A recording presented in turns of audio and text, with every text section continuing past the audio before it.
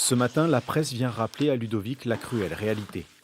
À 36 ans, et après 3 ans passés à l'usine, il se retrouvera au chômage à la fin du mois. Moi, oui, quand j'ai signé, c'était pour du long terme. Voilà, quand on signe à la sucrerie, en général, on y reste parce que les conditions y sont bonnes, les salaires sont corrects, et il y a une très bonne ambiance, c'est plutôt familial, malgré les 128 personnes qu'on est, ça reste une ambiance familiale.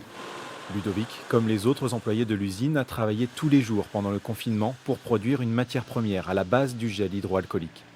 Alors, à l'approche de la fermeture, tous se partagent entre résignation et incompréhension. Moi, on nous a donné un papier qui nous disait qu'on était indispensable, donc il fallait continuer à aller travailler. Ce papier nous permettait de circuler pour aller au travail. Et le paradoxe, c'est que donc on est indispensable, mais on ferme quand même 3 mois plus tard, quoi. Dans quelques jours, le 30 juin, l'activité de production cessera et Ludovic passera ce tourniquet pour prendre son poste une dernière fois. À ce jour, l'usine tourne toujours avec la soixantaine de salariés encore sur site. Son taux d'expédition a même doublé ces dernières semaines, pourtant la fermeture reste inévitable.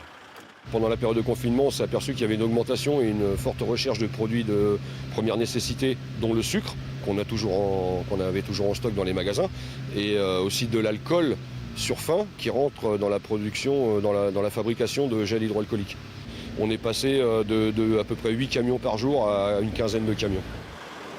L'usine familiale, née il y a 145 ans, est un symbole de l'industrie ouvrière de l'Eure-et-Loir. La fermeture de la sucrerie et la disparition d'un vivier d'emploi inquiètent le village et ses 2600 habitants.